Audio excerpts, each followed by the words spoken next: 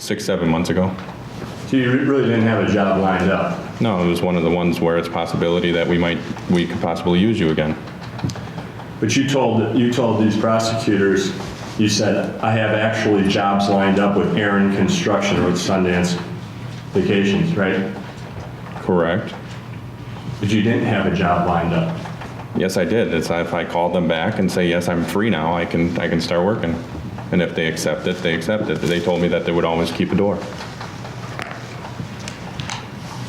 And A&D Construction is another one of your businesses. Your A&D Construction? No.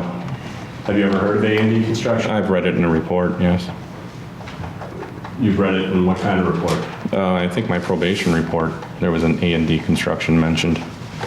And why was it mentioned? Objections are relevant. Overruled. Why was it mentioned? I'm not sure the exact circumstances of it, but it was mentioned, that's all I know. You never worked for A&D Construction? No, I didn't. You were never A&D Construction, Aaron and Dillard Construction? No, And you've never bought anything as A&D Construction? I don't believe so.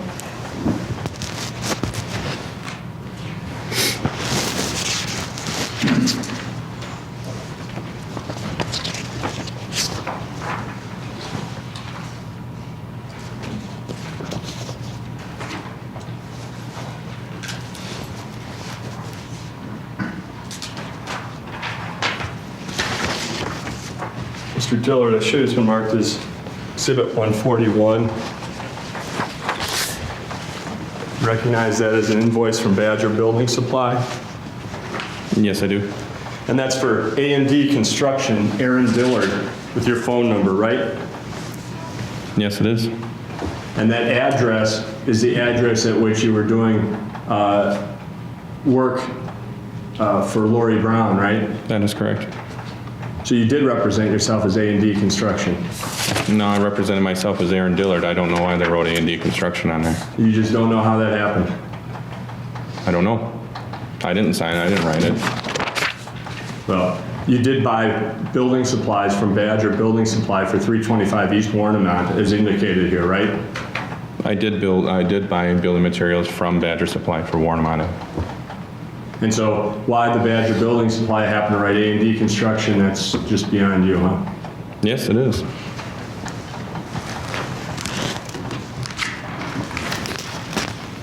Exhibit 139, Mr. Dillard, you recall that's the one-page typewritten statement? I believe you showed me on that statement, yes, or Friday. You recall that? Yes, I recall seeing it. And that was typed up by the district attorney's office, correct? I believe so. And you received that and read it, right? Yes. And you had given them a statement. This is dated September 21, a couple days before this statement. You would talk to them, right? I'm not sure of the dates, but I did talk to him before I received that. Well, after you talked to them, you had a telephone conversation where this statement was read to you over the phone, right? I didn't recall it being read to me. I recalled something being read to me, but I wasn't sure if it was that statement or what was read to me. I didn't see a copy. I didn't have a copy in front of me. It was just a phone conversation. Well, you were interviewed in September by the district attorney, right? Correct. By Ms. Gabrielle. Correct. Was that in person? I was interviewed by them once in person. Well, there was the video recorded statement, correct? Was that in September? I'm not sure. There's a video recorded statement in October. Okay, so then I met with them in September. Is that correct? Mr. Dillard, so I'm trying to find out. Did you meet with them in person in September? I believe it was September, yes. And once in October? You met with them in person twice? Yes. Okay. And about 2 days after, within a very few days after meeting with them and giving a statement, you had a telephone conversation with Ms. Gabrielle on the line, correct? I don't know how quick it was after the conversation. I'm not sure exactly from the day we met to the telephone call. I'm sure it had to be at least a week. Had to be. Because I was in Racine County Jail and I was transferred to prison. So I'm not even sure how many days passed by in that time. at any rate, when you had this telephone call, she told you, I've typed up the statements you gave me when we met, right? Yes, I believe so. And then she read you that typewritten statement, right? Correct. And you said, that sounds accurate, right? Yes, I did. You had no corrections, right? I didn't have it in front of me to examine it, so I mean, from what I heard, everything, the gist of it is correct. Did you have any corrections, Mr. Dillard? No, I didn't, not that I know of. I move Defendant's Exhibit 139. No objection. Here we received.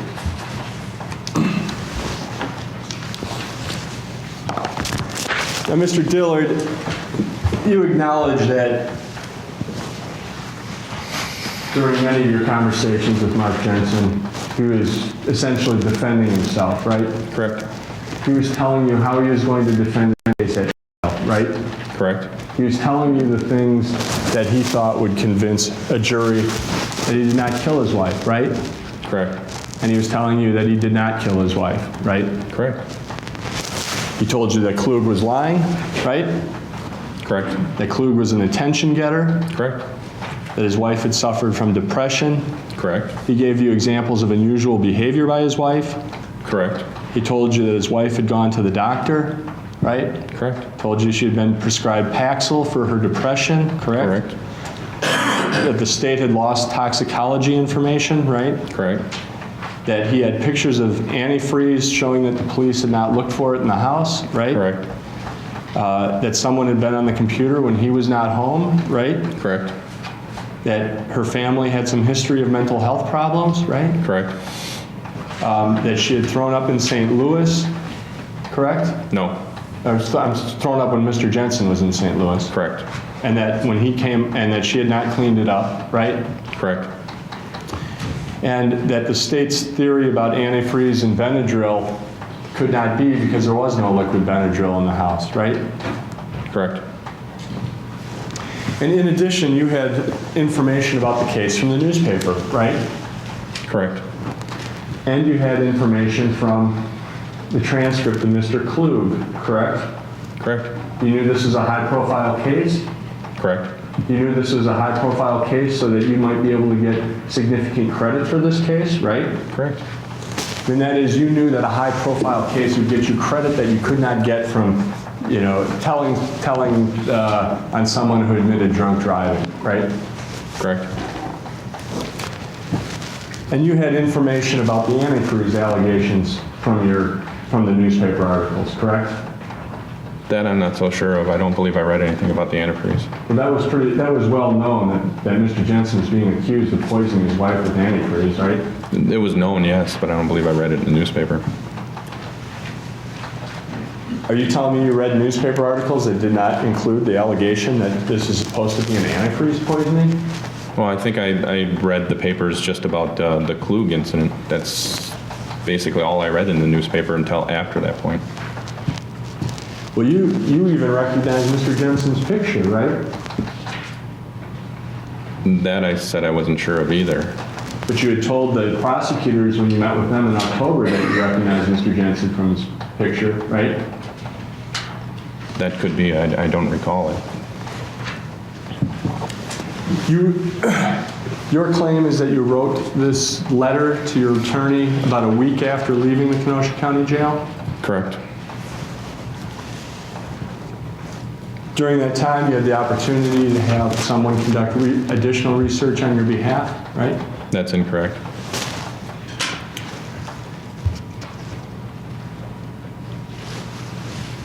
And you've had the chance to do research since your release from jail, right? Objection again, Your Honor. Counsel's using the conjunctive on a question when the previous answer was no. Rephrase your question.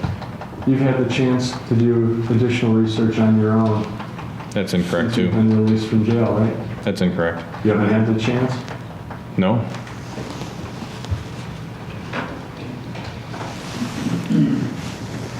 You have a computer at your home, right? No, I don't. Well, did you have a telephone call from the jail, Mr. Dillard, with your wife in which you told her that she should lock the door to the computer room when the agent comes over to your house? The computers were removed from my house the day I moved back in out of prison. It was a condition of my probation. You know how to use a computer, right? Absolutely. You know how to use the internet? Yes, I do.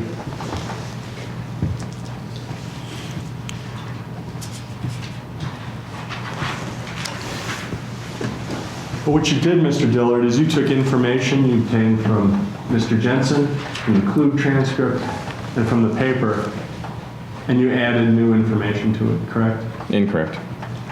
You added that the antifreeze is mixed with juice, right? Incorrect. I mean, I was told that.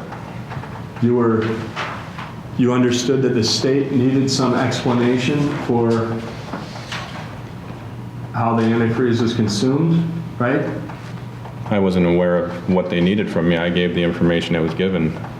You were aware the Benadryl theory didn't have any factual support, right? From what Mark told me, it did because he used gel caps. Well, how would you mix antifreeze into a gel cap, Mr.? Well, just like he explained it, she took the gel caps and drank the antifreeze because she was dizzy and not feeling well. Well, Mr. Dillard, isn't what you testified to is that she took her Paxil and some other things and then she felt loopy? That's absolutely correct, what I testified to.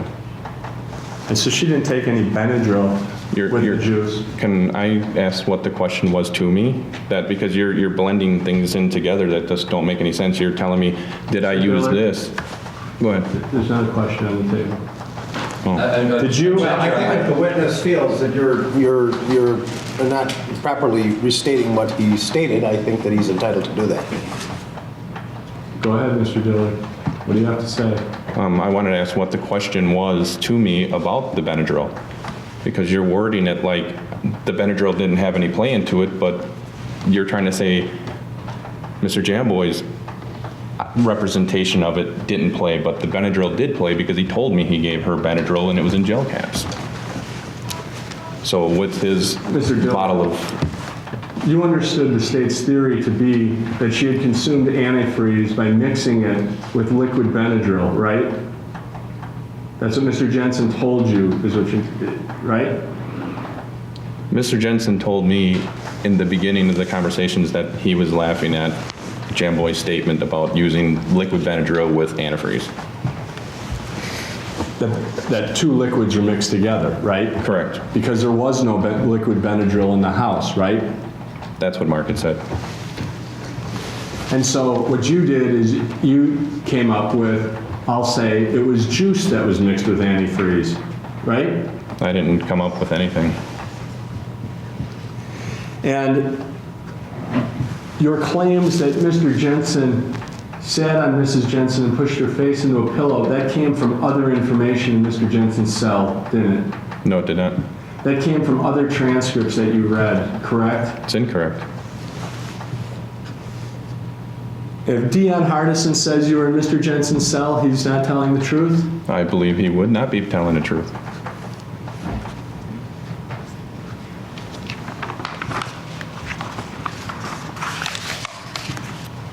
And it's your testimony that Mrs. Jensen was feeling loopy before she received any antifreeze, right? That's...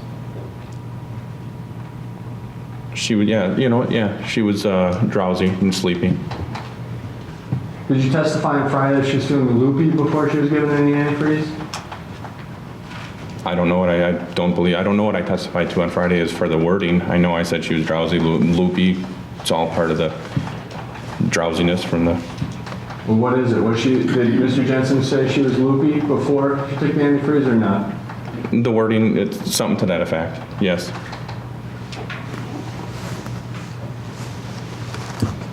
Your claim was he said all carpets in the house had to be cleaned? Excuse me? Your claim is that he said all carpets in the house had to be cleaned? He said the carpets in the house had to be clean. You said all carpets in the house, correct?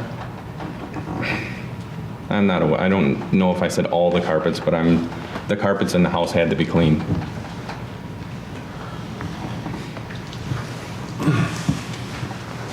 You'd agree that based on your experience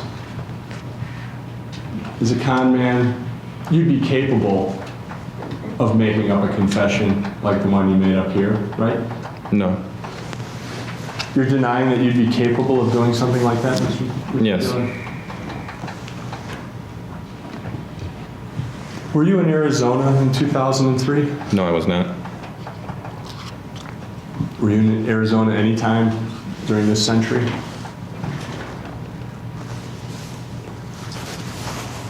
Can't say for sure. I was on extradition, so I could have been through Arizona with an extradition from Nevada to Wisconsin. But as far as vacationing or touring or having any fun, no, never.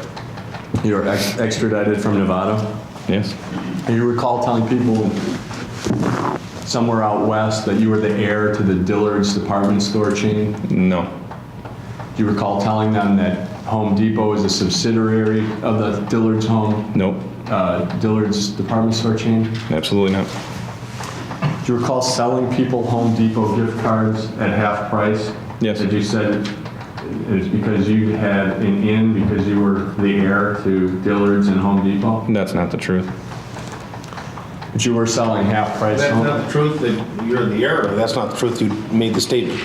That's not, I didn't make that statement. I sold gift cards, yes, but I didn't make the statement that I was the heir to Dillard's. You sold gift cards at half price? Mm-hmm. Yes? Yes? And those were worthless? No, they had value. So if the people who fix radios and phones for the FBI say that the half-price gift cards they bought were worthless, they're not telling the truth? There was probably about 10 of them that had value, and then 2 of them didn't. So you're ripping those people off? No.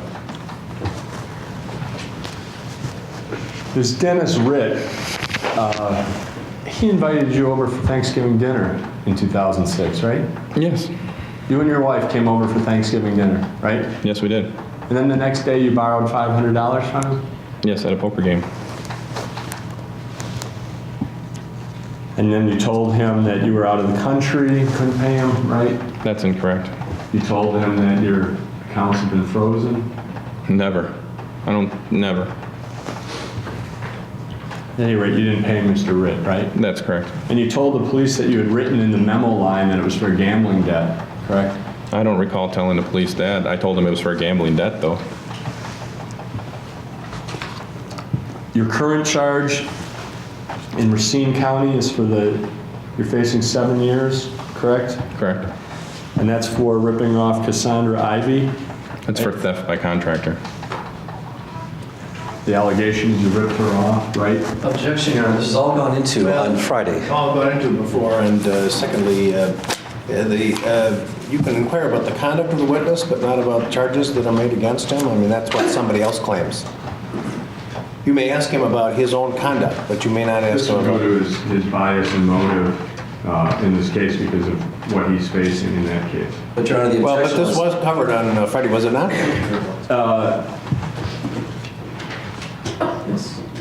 Well, I'm sorry, the judge is addressing me, so it's, Judge, I'm going to go into some details that weren't, or maybe a detail that I had wrong. I'm not going into this at length. All right, go ahead.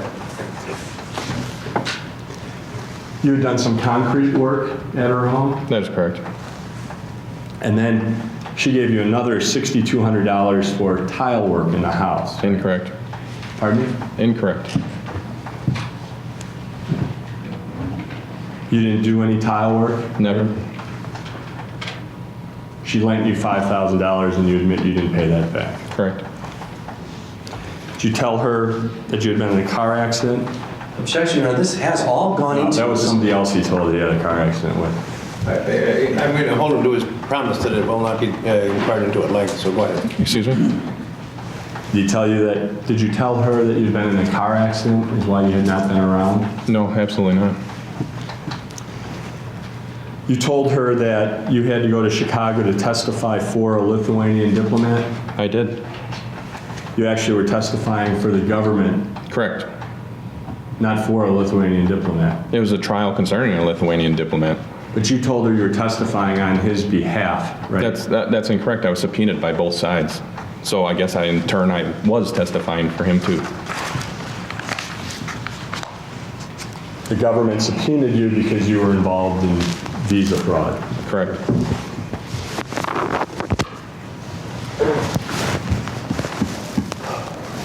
As to Deborah Spears, Mr. Dillard,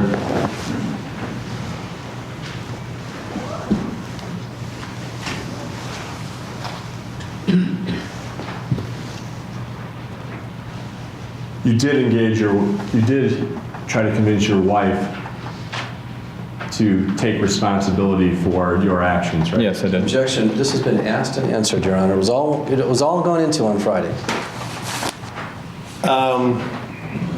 It seems to me that we did cover this area.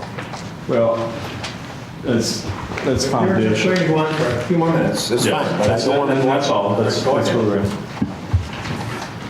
at. You also essentially gave her a script to follow, right? I don't recall that. You told her what to tell the authorities when she talked to them, right? Oh, yeah. You told her to say things that were not true, correct? Correct. Your wife had only been in this country a short time? What do you consider short? How long had she been here, Mr. Dillard? 7 years. You told her to lie to the authorities and say she was the one who committed the credit card fraud, right? Correct. You told her to tell them a story that there was an emergency, right? There was an emergency.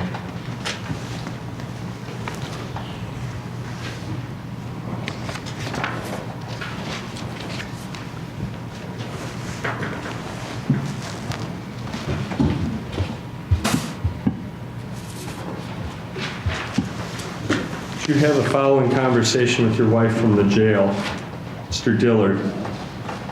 Okay, so you called me and told me to do it. Well, if you took the time to call me to do it, well, say we were together and you had to run off to your mom's because there was an emergency. You understand? We were together. Our phones got shut off. You understand? Nadia, okay. Mr. Dillard, we were together, our phone, we tried the phone, it got shut off and you had an emergency. You had to run to your mom's. So on the way out the door, you told me blah, blah, blah. You know, call and get the phone back. It was about 9 at night. You don't remember exactly what date it is, about 9 at night, Nadia, but it wasn't. Yes, it was. That's when I did it. Yeah, I said that. You were telling her what to say that wasn't true, correct? The facts of that, that she entered the 111 instead of me entering the 111, but I told her to tell the story that associated with it.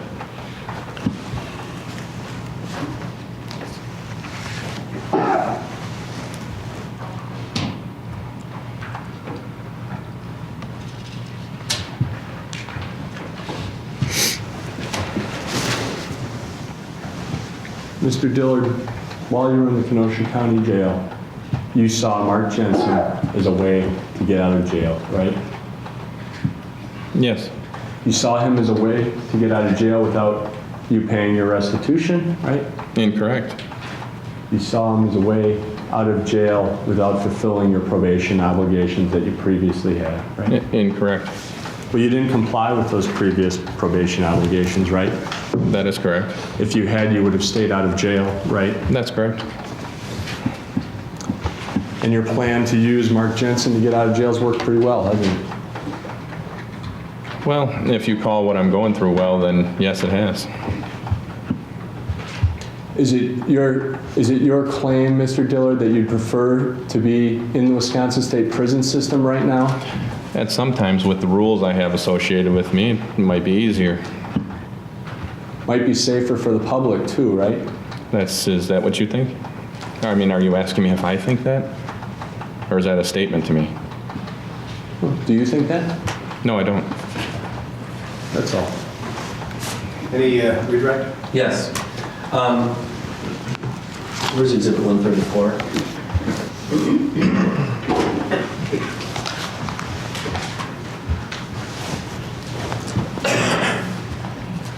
This is a letter that you wrote to your lawyer while you were in the prison system? That's correct.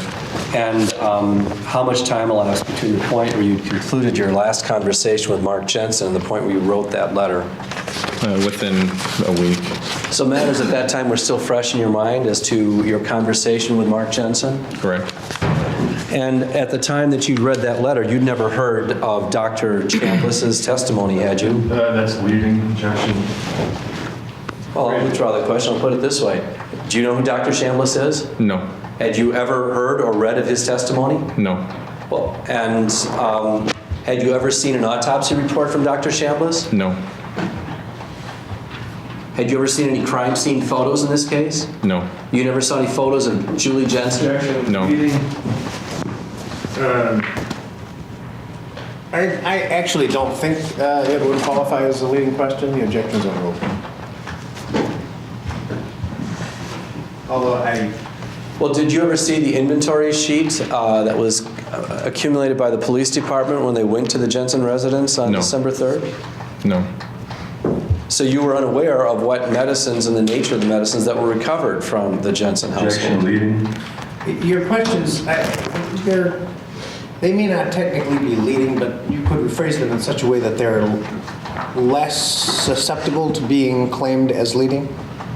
I will try to do that then, Your Honor. So, Mr. Dillard, at the time that you wrote this letter to your lawyer, were you aware of what medications were recovered from the Jensen household on December 3rd, 1998? No, I was not.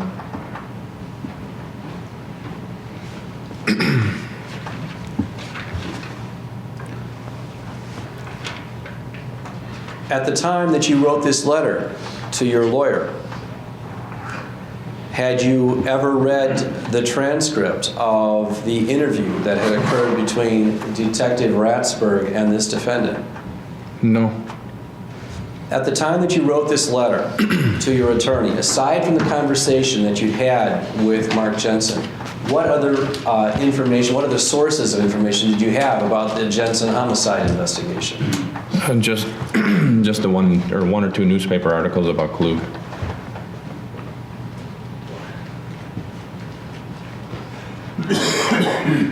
Kenosha newspaper articles? Yes. And where did you read those? And Dodge Correctional. So you subscribed to the Kenosha News while you're in the Dodge Correctional Facility? No, I did not. Then how did you have occasion to read the Kenosha News while you're in the Dodge Correctional Facility? The papers were passed around. Like one person would get it, and then it'd go through 20, 30 people, and then it'd end up with you. So did you read any other Kenosha newspaper articles about the Jensen case, aside from those that related to Ed Klug's testimony? No. How much time did Mr. Jensen give you to read the the transcript of Ed Klug's testimony? I think I had it for about an hour, roughly an hour and a half.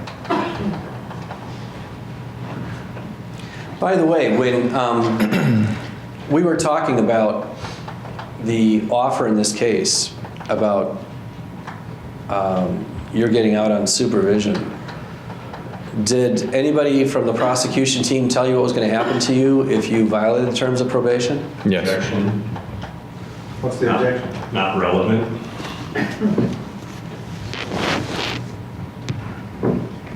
Overruled. Improper bolstering. Overruled. So tell us what you were told, what would happen to you if you violated the terms of probation. That the district attorney's office would push for the full 4.5 years that I was facing. Who was specifically telling you that? You and Angie. Hearsay. It's not being offered for the truth of the matter asserted, Your Honor. It's being offered for the effect on the listener, and I didn't hear the witness's response. Well, that's because there's an objection. We're It's waiting for a obviously, rule. it's obviously not offered to prove the truth of the matter. It's still Pardon me? irrelevant and improper bolstering. Can I have the question again? Who told you that if you violated the terms of probation, that they'd be coming after you? You as well as Angie. How much time are you looking at if you reoffend while you're out on probation supervision? 4.5 years, I think I would get. It depends on if it's consecutive. I think we had that argument before. There's a total of 4.5 years and 3 years that I'm facing. So if they run concurrent, it's 4.5. If they were to run consecutive, it'd be 7.5. Now, There was discussion about employment. Did you obtain employment while you were out on supervision? Yes, I did. And what sort of employment did you have? I was answering telephones. Where? Great Expectations. And how did you know about a job being available at Great Expectations? My wife worked there. And how much are you being paid per hour to work at Great Expectations? 10 an hour. And you're no longer working at Great Expectations. That's correct. And why is that? Because I have a lot of rules put in place by supervision, by probation and parole. Your probation officer would not allow you to work there? That's correct. And is your probation officer a he or a she? It's a she. And did she tell you why you weren't allowed to work there? Because it's a singles organization, and they didn't want me in that position. And what kind of limitations does your agent place upon you in terms of finding employment? I'm not allowed to handle money. I'm not allowed to do construction. I'm not allowed to use computers. So And in view of your history, those seem like pretty reasonable limitations, don't they? Sustained. Well, in view of your prior history, do you consider those to be understandable or reasonable limitations? I can understand them. And so have you been looking for a job that comports with your agent's expectations? Yes. And have you been able to find one yet? Not yet. What sort of job would comport with your agent's expectations of you? The only thing I can do is probably, I would say, assembly line work or factory work. That I can't use a computer that I can think of.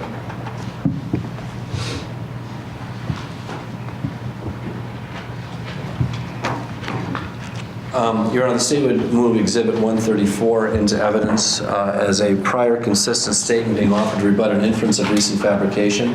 Objection. The motive to fabricate existed from the moment you saw Mr. Jensen in the jail. But Your Honor, clearly,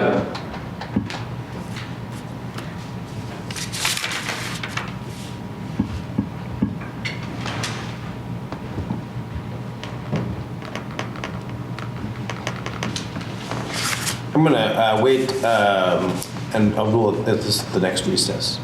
okay. And we'll have argument at that time, Judge? I don't know if we'll have an argument. A little discussion, perhaps? I'm not sure if we'll have any discussion there.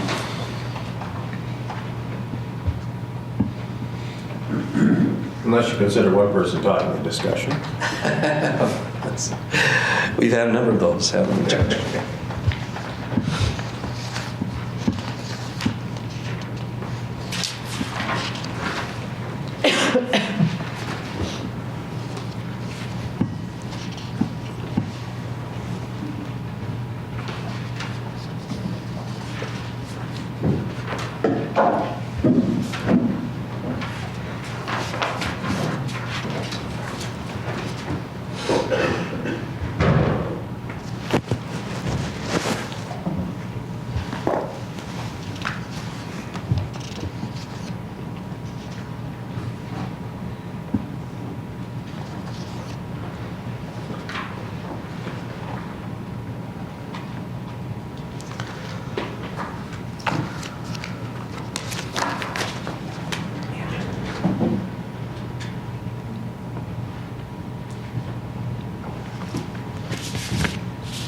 I don't have further questions, Your Honor.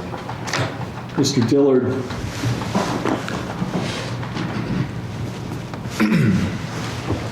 Mr. Jensen's the one who told you what medications his wife was taking, right? That's correct. He told you that to explain his view that she was depressed, right? Objection, Your Honor, calls for speculation as to what motivated Mr. Jensen to tell Mr. Dillard anything. That's what he said. She was taking those medications because she was depressed, right, Mr. Dillard? In the beginning, yes.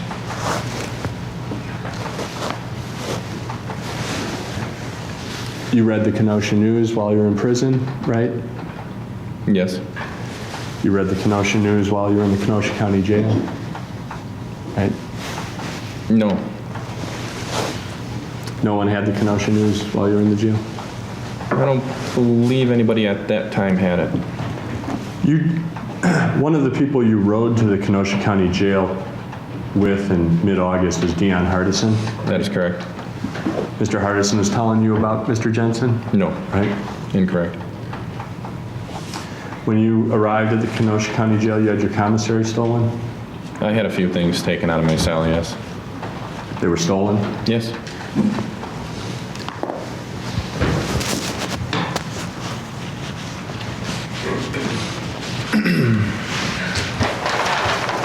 And Mr. Dillard, when you say that you didn't look at any other Kenosha News articles, we have your word for that, right? Yes. The word of a liar, right? Sure. Word of a convict, right? These are argumentative, Mr. Okay. And Mr. Dillard, when you say you spent an hour with the Klug transcript, we just have your word for that, right? I said actually about an hour and a half, I believe.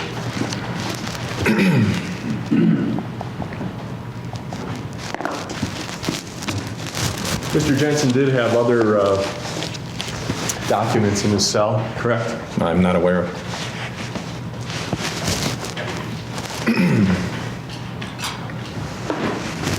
You weren't aware of him having any other documents in his cell? No.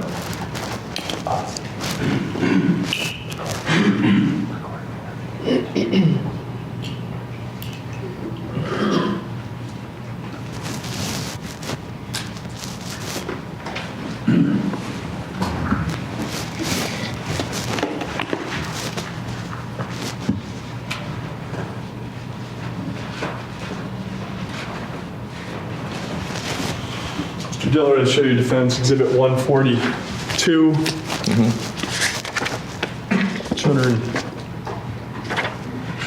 maybe a couple pages are missing. 216-page transcript. That you have to say yes. Yes. And that on its face says a recorded interview with Mark Jensen. Yes, it does. And you saw that recorded interview transcript when you were present in the Kenosha County Jail August 14th to August 17th, 2007. Yes, I did. Pardon me? Yes, And you read that transcript? absolutely. Is this, no, this isn't the one I read. This isn't Klug's testimony, sorry. I thought you were handing me Klug's stuff. This is not something that I've read. You also read that transcript, right? Excuse me? You also read that transcript, right? Nope, I've only read Klug's transcripts. Mr. Jensen talked about the other reports he had in the case, right? No, I don't believe so. The only thing that he mentioned in terms of any reports was Mr. Klug's transcript. That's what we talked about, yes, that's correct. You realize Mr. Jamboys is not a district attorney any longer? He's a special prosecutor from what I understand. In this case, right? Yes? He doesn't have authority to charge Aaron Dillard with anything if you punch somebody in this courtroom or anywhere else. If you commit any crime, Mr. Jamboys can't charge you, right? Then, in this courtroom, I don't know. I don't know what the law says if he can do anything. Anywhere. You know he's not a prosecutor any longer, right? He's a special prosecutor that follows, a prosecutor is a prosecutor, I believe, isn't it? You realize he works for the Department of Transportation? I'm not aware of his job, actually. You took a job answering telephones with Great Expectations? That's correct.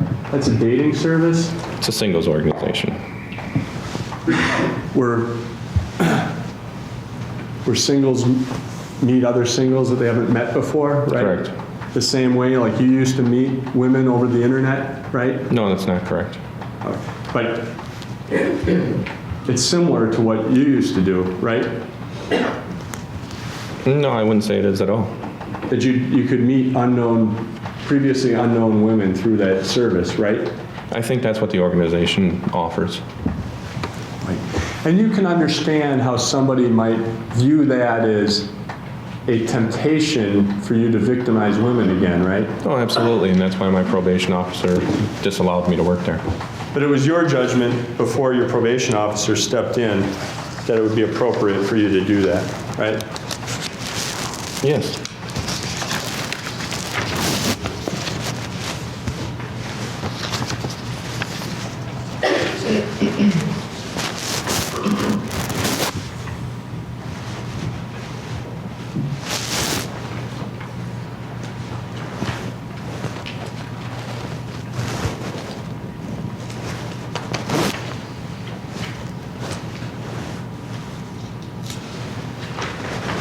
Mr. Dillard, let me show you Defendant's Exhibits 143 and 144.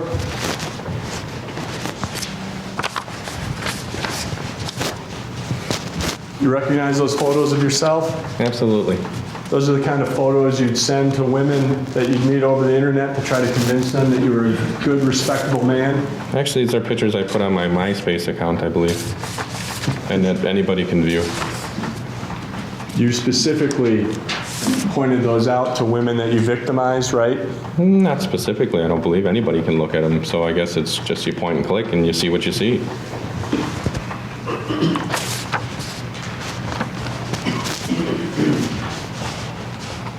Were these shown to women that you victimized? Sure, they've seen them. I'd move Exhibits 143 and 144. Any objection? No, Your Honor. If I could just show them to the jury. I see.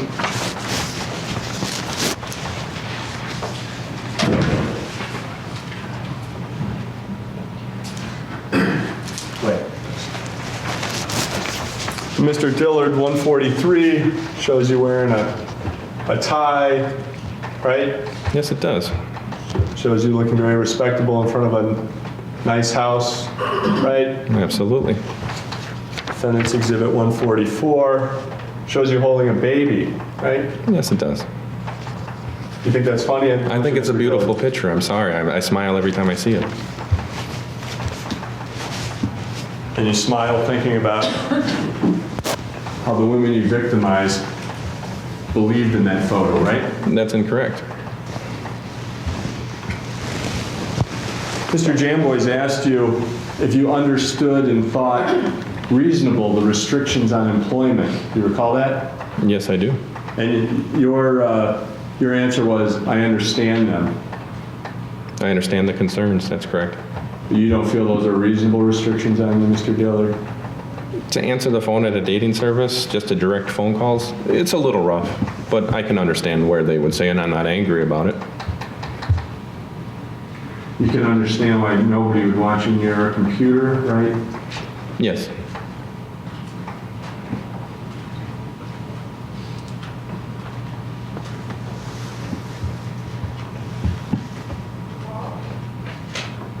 That's all. Anything else?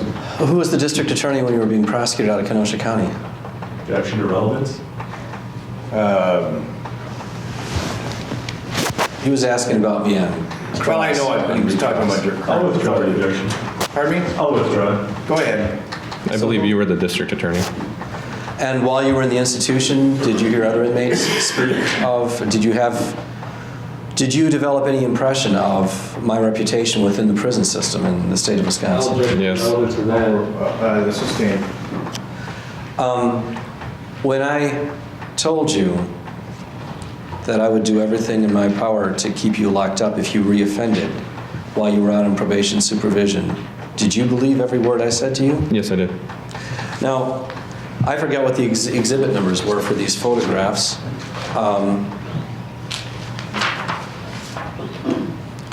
Exhibit 143, tell us what that photograph depicts. That was at a very good friend of my wife and I's wedding up in Minnesota, Red Wing, Minnesota. What was their name? We call her Piglet. She's a good friend. Okay. And it's a nice presentable photograph of you in D143. I believe so. And D144, who's the baby you're holding? This is a friend of mine. Actually, my wife and I's as well. They live in Minnesota too. It's on the same trip. This is the child of my wife's best friend from Belarus. And it seemed like you enjoyed holding the child. Oh, she's a beautiful girl.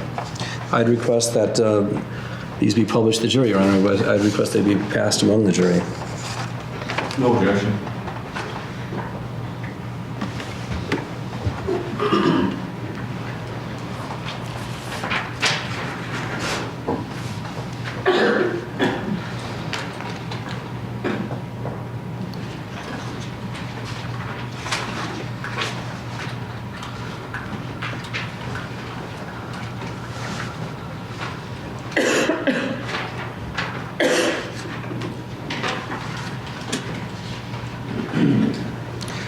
Now, Mr. Dillard, did you notice that during the cross-examination of you, Mr. Albee flipped over this chart to display this in front of the jury and left it up there? It's liar, convict, conman, thief, and criminal.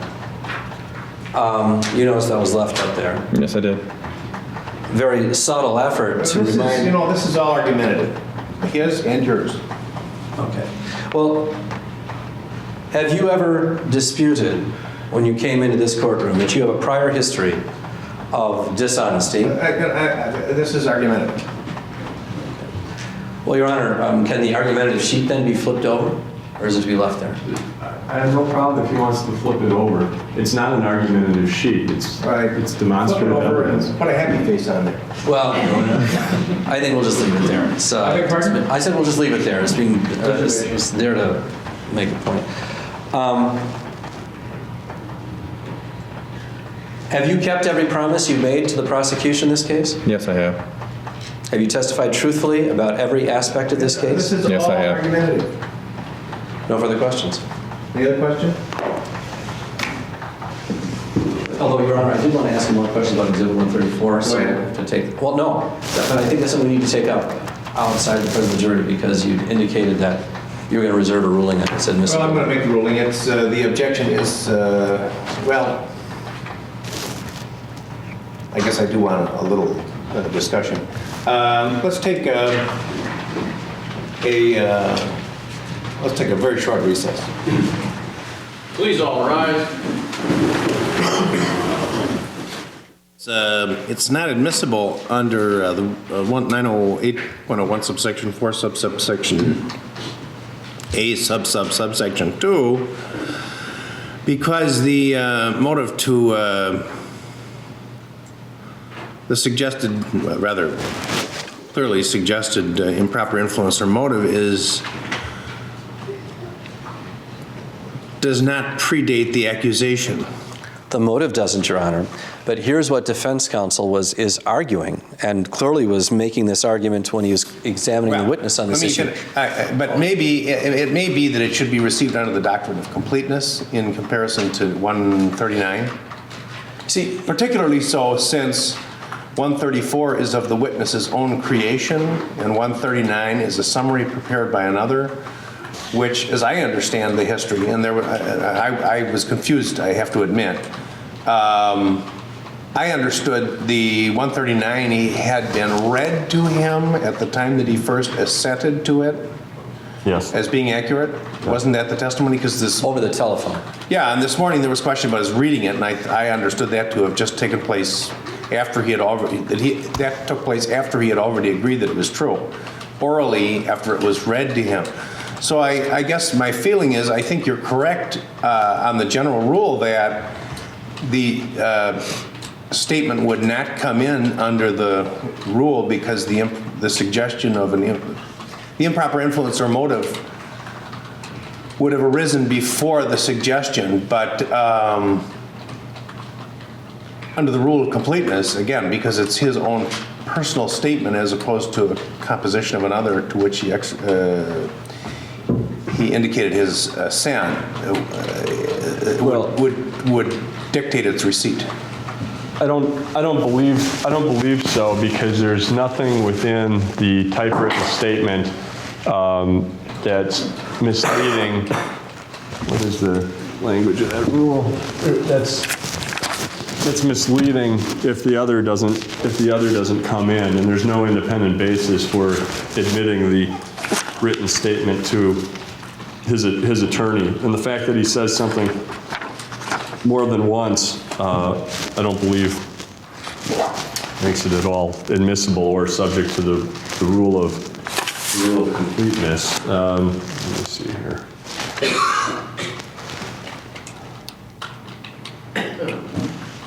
Which ought in fairness to be considered contemporaneously with it, and I don't think there's anything that in fairness needs to be considered in the handwritten statement. The prosecutor simply, this is what it is with the limitations it has, but there's nothing additional about that handwritten statement other than it's more serving in terms of I'm worried about being identified as a jailhouse snitch, I'm worried about this or worried about that. I mean, there's a bunch of extra stuff that really doesn't go to the fairness of the later typewritten exhibit. And the bottom line is these things are fairly close, but there's additional information in the letter that's just not admissible, and I think unfair bolstering of the witness, and it just generally is not admissible. It's hearsay. Well, I allowed 139 overstates objection. I withdrew the objection, Your Honor. Well, all right, but I commented at the time that it was arguably inconsistent with 134, but as you have just noted in your remark now, it's not so blatantly inconsistent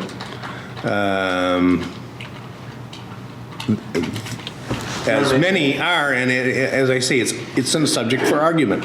And the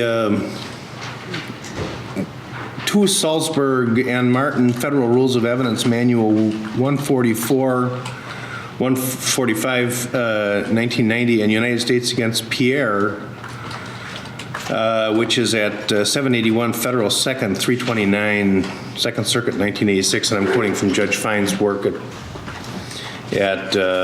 page 908-8, suggests that a prior consistent statement, if probative of credibility and if required to be considered by the doctrine of completeness, can be received without reference to the rule in order to rehabilitate the witness, but not as substantive evidence. So I really do think it should come in under the doctrine of completeness because it is a nearly contemporaneous statement. It was the witness's own statement. It was the witness's own prior statement, which was then, after some conversation, summarized in a document prepared by someone else to which he indicated his assent after hearing it read. And I think, in fairness, it ought to be considered in conjunction with it, but I will, at your request, and if you remind me, give a special instruction that it cannot be considered as substantive evidence and only with respect to the credibility of the witness. Your Honor, may the state be heard? Because Yes? it is substantive evidence, and it should be heard as substantive evidence, and you still haven't heard my theory as to why that is so. Go ahead. The clear gist of the cross-examination concerning Exhibit 139 was to suggest to the jury, and it's going to come up in his closing argument, that this defendant was, or this witness was spoon-fed this story.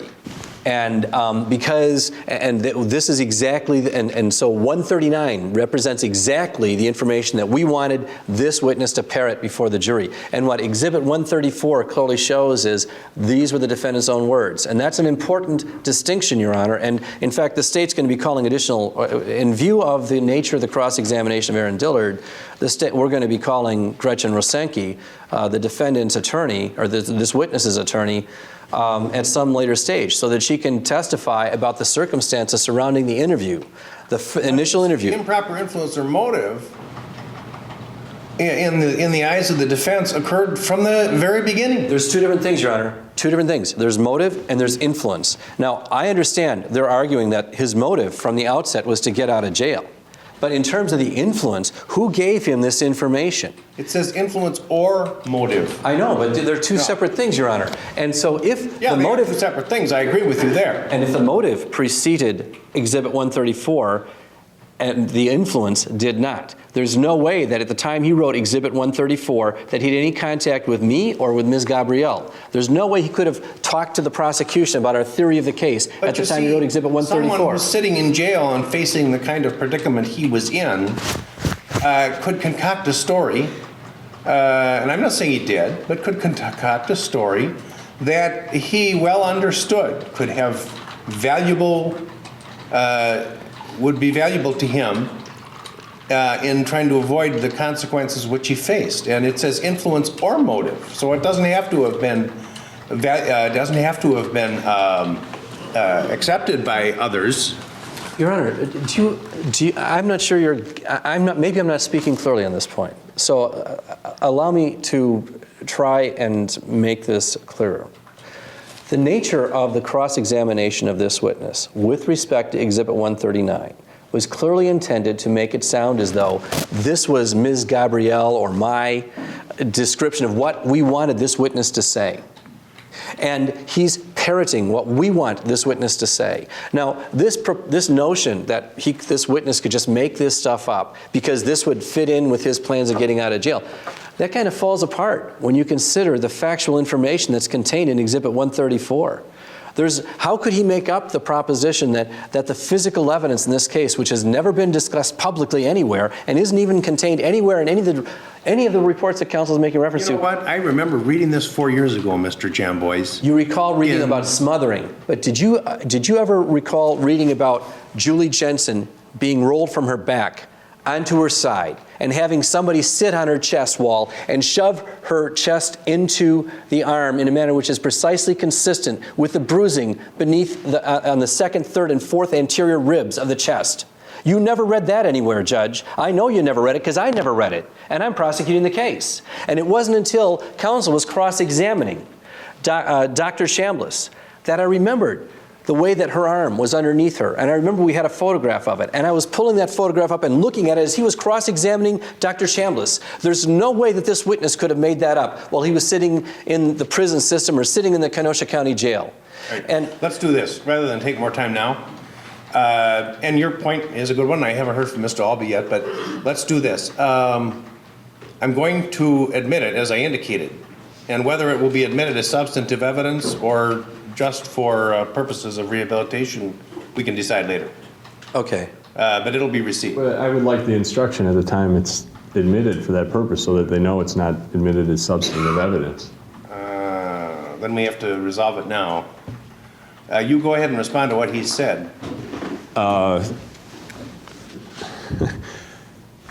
What he's saying is just not, it's not true. It's in as the court has noted, it is in information that's been publicly presented, most notably Exhibit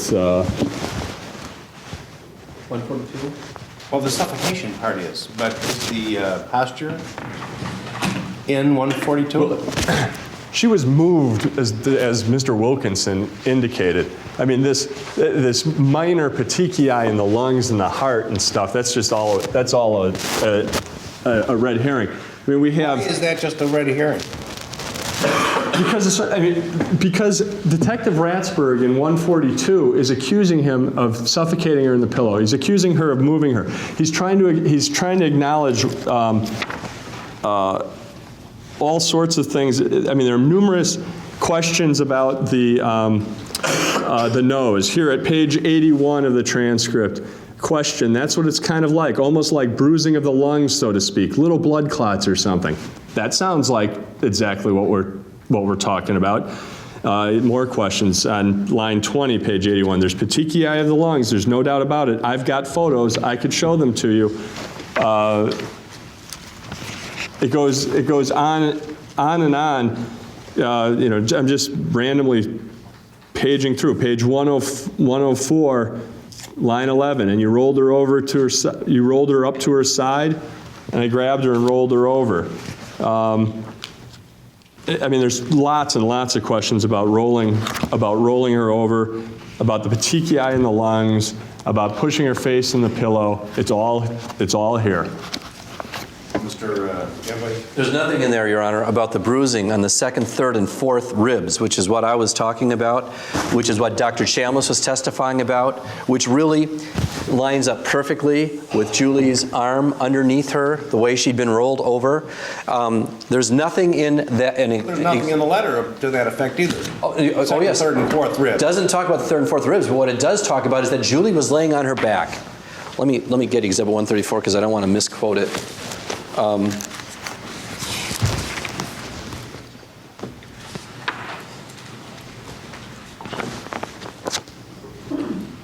very non-responsive says she was sleeping on her back and he rolled her over a bit and she did not wake up. So he rolled her over on her face with her face in her pillow.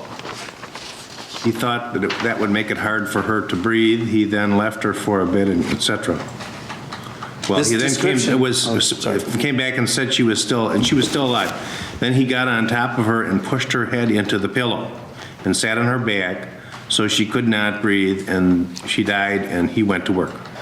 No, Your Honor, nobody heard anything like that anywhere. And Nobody what? Nobody heard anything like that anywhere. Nobody ever heard about somebody sitting on Julie's back while they were pushing her face into the pillow. I'll grant you, looking at the photographs of Julie's face, which this witness, by the way, never had an opportunity to do that, but looking at the photos of her face, and you've seen those photos, it sure does look like her face was pushed into the pillow. So I could see why Detective Ratzberg and others at the time, myself included, thought that possibly that had happened, that she'd been suffocated. But there's nothing in the record that would indicate that anybody suspected that Mark Jensen sat on Julie's chest while he was shoving her face into the pillow. And furthermore, there's nothing in the record to indicate that she was on her back when she was rolled over to her side. And yet, Your Honor, the photographs in this case, along with the autopsy report, precisely corresponds to that description of what occurred. It could only have come from the person that killed Julie Jensen. There's no way that this, even if he was the world's most spectacular con man, there's no way he could make up a factual scenario that precisely corresponds with evidence that not even the prosecutor had put together.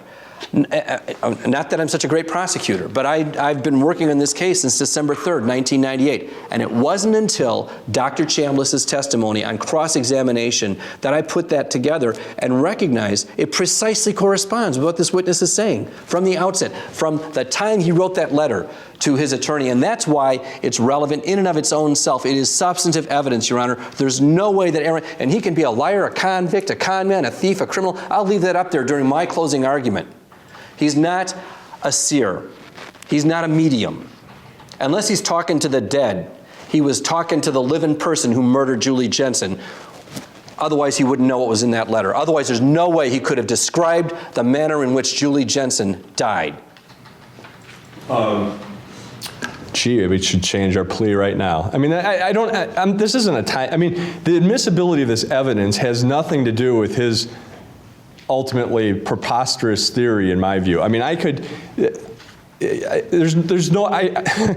go through this whole transcript and show the court lots of things that undermine his theory. It's pointless. It has nothing to do with the admissibility of this statement. It doesn't match up precisely or in the way he says. And the prior consistent statement, he had the motive long before he did this, at least a week before, in his view. So I mean, I still don't understand really what the theory is, because that's the motive. Is it's a week before. I mean, that's when the motive arises. Well, see, I suppose he's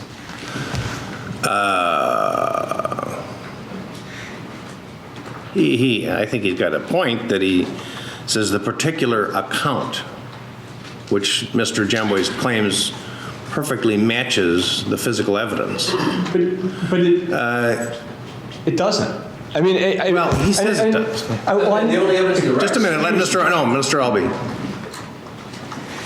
It doesn't. It comes from Dr. Chambliss, who spent a whopping 5 minutes on this project. It doesn't match up. But again, I think this is a point for the jury. I really don't understand how this fits in. Every argument he just made, he can make without this. I mean, it all exists at the time that Mr. Jensen supposedly made these statements to him in the jail. Every argument. But that's also when the motive arose, is from the moment this witness saw Mr. Jensen in the Kenosha County Jail. And so the fact that he wrote this afterwards doesn't make it admissible hearsay. It doesn't fit the hearsay exclusion for prior consistent statements. He had the motive before that. The basis for the rule is to allow the proponent to show that the witness was not affected in making the statement by some improper influence or motive And while it is true that his motive, his general motive, to make a statement at all, would have clearly been animated by a desire for some kind of a break, the fact that he tells a particular account, which now matches the state's theory, before that theory was explained to him, But that's already meet the rule. That's no, because I'm not claiming that they fed him that account. I'm not saying that they said, No, here's you're not. Well, but No one would have fed him that account. Now, how did he come up with it? But there has to be admissible, the account, it has to be shown that it came up before some claim of improper influence. I'm not claiming that improper influence. Well, I mean, if I were... Well, you went on at great length about what the district attorney was going to do for him, and I agree with you as opposed to the statement as a whole. His coming forward as a whole is dripping. It's saturated with motive. Improper, well, I don't want to say improper motive, but a motive that the jury ought to know. But the question becomes, was he subjected to some improper influence or motive? And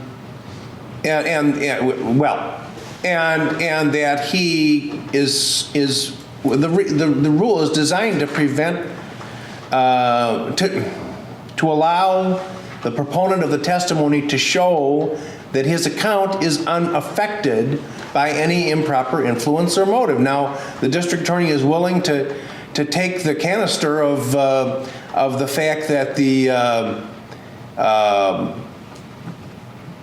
witness is motivated by a general desire for self-improvement, shall we say, but that he came up with this particular account is unaffected by... And that's the account he gave in this courtroom.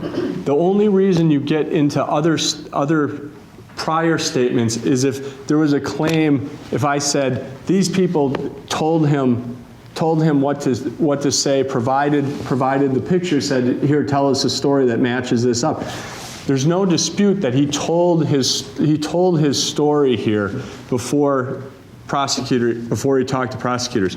But he had the means and the motive to do that while he was in the Kenosha County Jail. That's when it arose. And the problem with prior consistent statements is they are improper bolstering. It too often communicates to the jury, people believe that if you tell the same lie or truth, whatever, 10 times, it's more likely to be true than if you just told it once. And it's an improper bolstering to put in all the other written statements or any other time he told it to say, well, he said this time, and to have it all presented to the jury because they'll think, oh, well, that corroborates itself or something, when the law recognizes it doesn't corroborate itself. He had the opportunity and the motive before this statement was made. And so it doesn't rebut an allegation of recent fabrication. Well, Your Honor, counsel must have completely forgot about what was going on in this courtroom on Friday. But the fact that it was abundantly clear to both Ms. Gabrielle and myself that what he was trying to do was he was seeking to introduce Exhibit 139 to make it sound as though the prosecution was telling this witness what to say. We had decided on Friday that we were going to be calling Gretchen Rosenke as a witness in this case because she was present the first time that Angelina Gabrielle and I interviewed her client on the witness stand. She'll be able to testify to the fact that we weren't leading him along and telling him what to say. And the purpose of Exhibit 139 was originally being discussed, and if you can go back and look at the transcript of what counsel was asking this witness, it was clearly that Exhibit 139 is the story that the state wanted this witness to tell. And this report was prepared after Ms. Gabrielle and I had met with the witness. The clear inference that Mr. Albee, the clear implication of his testimony that he was trying to plant in the jury's mind is that this witness was simply parroting what we told him to say. And that's why Exhibit 134 is admissible in its own right. It's not before the motive, the improper motive or the motive to come forward had come up, but the improper influence, and counsel's cross-examination of this witness on Friday was dripping with that. And there was discussion about Ms. Gabrielle becoming a witness in the case because of it. So he's the one that opened the door on this issue on his cross-examination of this witness last Friday.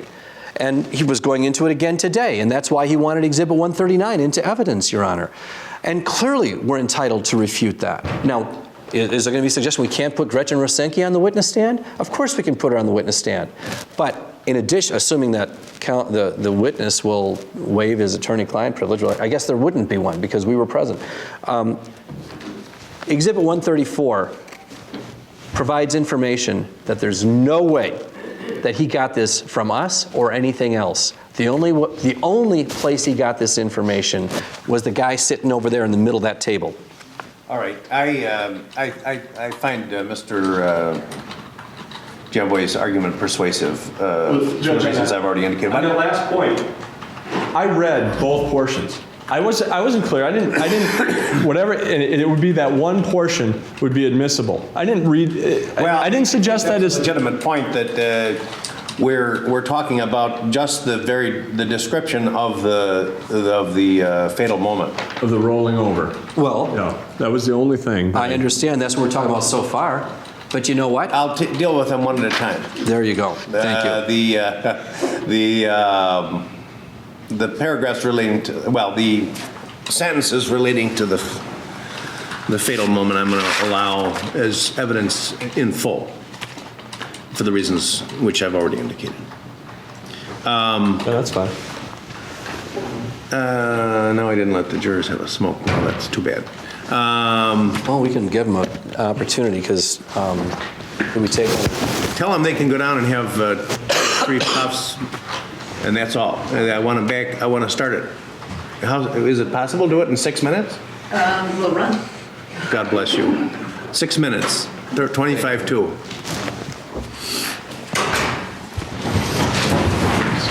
Please be seated.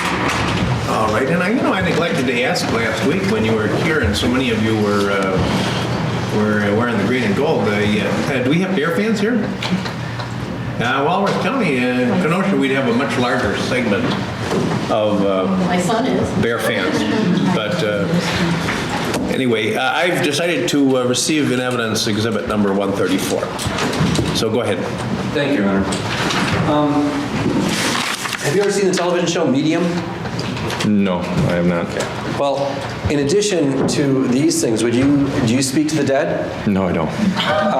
Do you see things? Do you get visions? Back to argument. Please, gentlemen, let's move the case along.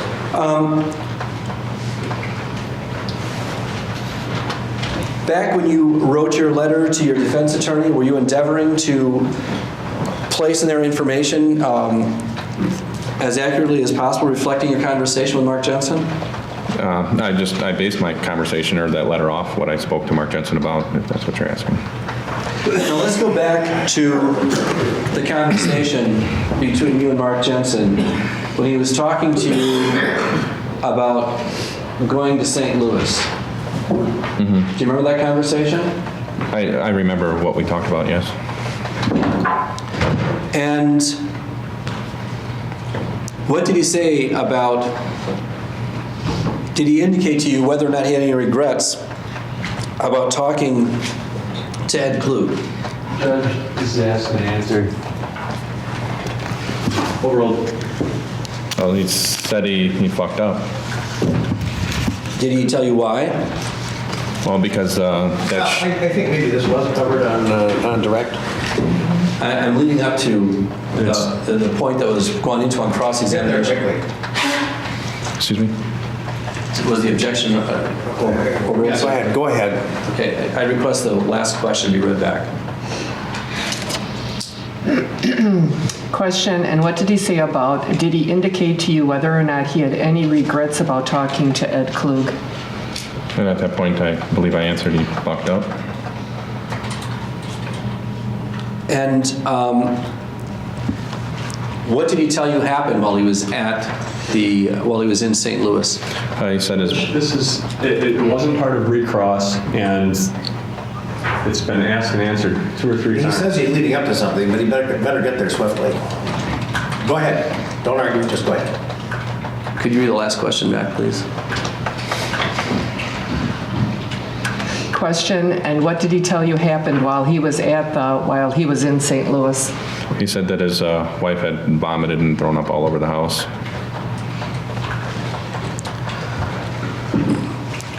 And I know that you didn't commit this statement to memory, but I'd ask you to look at the, in Council's bottom page 3. I'd ask you, This is beyond the portion that we... Well, that was what we were talking about then, the objections overruled. Okay. and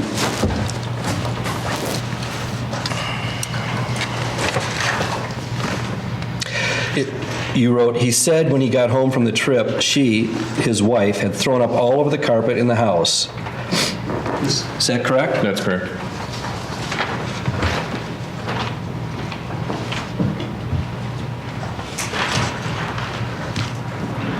And after he told you that she'd thrown up all over the carpet in the house, what did he say to you next then? Judge, I don't understand where we are going here. This has already been covered on your direct examination.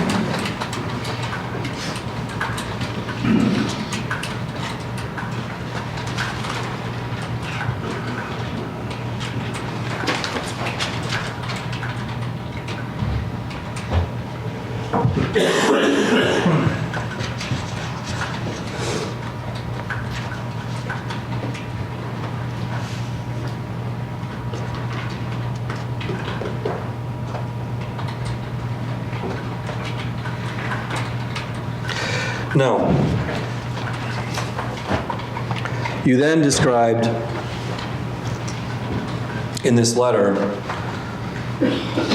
what Mark Jensen had told you about the actual murder of his wife, correct? Mm-hmm.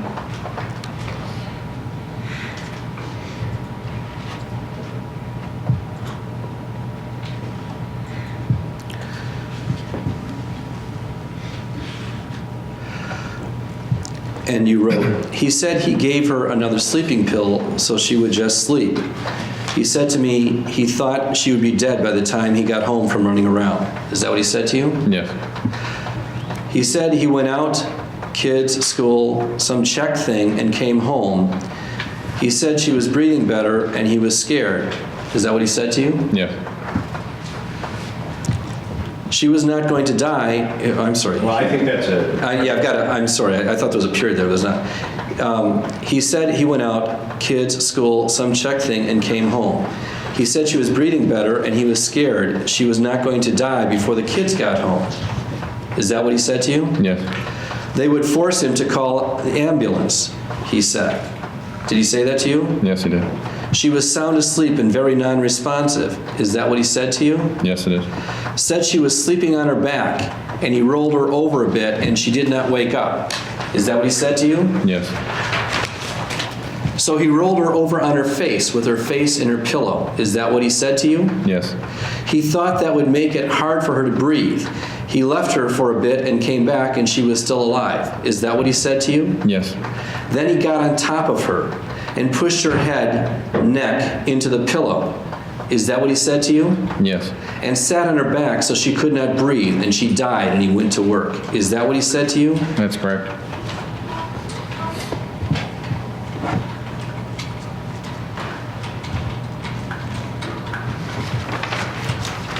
And this is contained in the letter that you wrote to your attorney, Gretchen Rosenke. Correct. And Your Honor, in case I have it, I move Exhibit 134 into evidence, subject to recross examination. It's already been received. And Judge, I thought it was received in part, but we...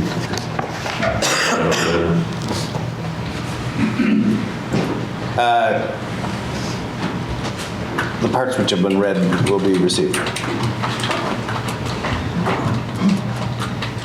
So if I were to write something up there, Mr. Dillard, I couldn't add to the list seer or medium. Objection. This is argumentative. And Judge, Judge, we're not going to get this case done if you gentlemen persist in your arguments. I have no further questions, Your I Honor. have a motion right now that I'll take up later, based on that and the previous discussions. Just ask a question. If you have one. Mr. Dillard, you've previously made promises to prosecutors that you wouldn't be in trouble again, right? Yes. You previously made promises to courts that you wouldn't be in trouble again, right? Objection, this has been asked and answered. It goes to his rejuvenation. It's the same on- argument. You gentlemen are making arguments about the credibility of the witness, which you could properly make at the close of the case. Now, if you have a question about a fact, go ahead and ask it. Mr. Jamboys wasn't the prosecutor on your prior cases, right? Objection, Your Honor, this is all about hearsay. This is a statement, a letter from a... Let me just see what it is. It can't be an objection until something's introduced.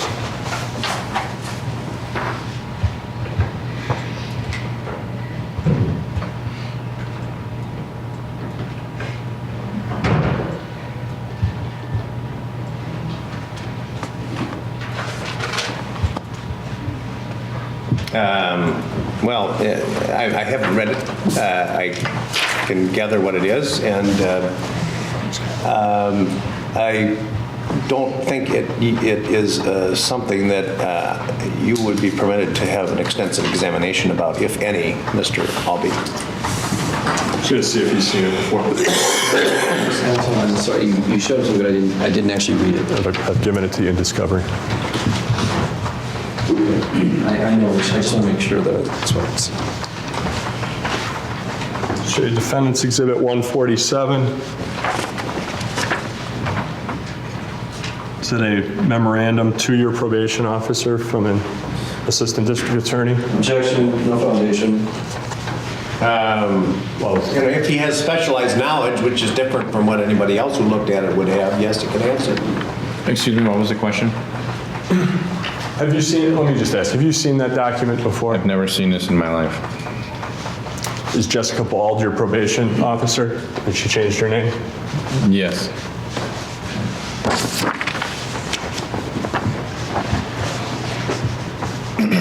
Mr. Dillard, you planning on being on TV about this case? Well, I hope not, but I've been questioned if I wanted to be interviewed or not. Well, that's up to you, isn't it? I would have to say yes, it is. So you planning on doing an interview for TV, Mr. Dillard? Yes. So you hope so, rather than you hope not, right? I hope not, but I just decided to say yes today. So you are going to be on TV, right? And I have been throughout this trial, I believe. So yes, I guess one more isn't going to hurt. Mr. Dillard? Yes, sir. You are taking your time to sit down for an interview with a television show, right? Objection, is relevant. Overruled. Yes. Are you planning on doing that for more than one TV show? No. Are you going to be paid for your appearance? No.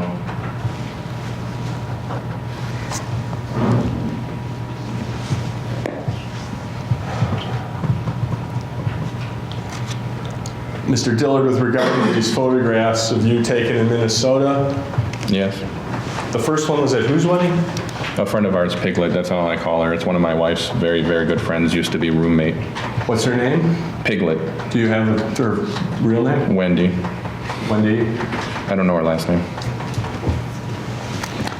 When you were doing these scams on other women, you were married to your wife, right? No, I was Objection, Your not. Honor, this is outside the scope of redirect examination. Sounds like it. Well, he tried to pump him up about the baby and et cetera. Your Honor, this is the witness. I didn't introduce these photographs in evidence. The objection is sustained.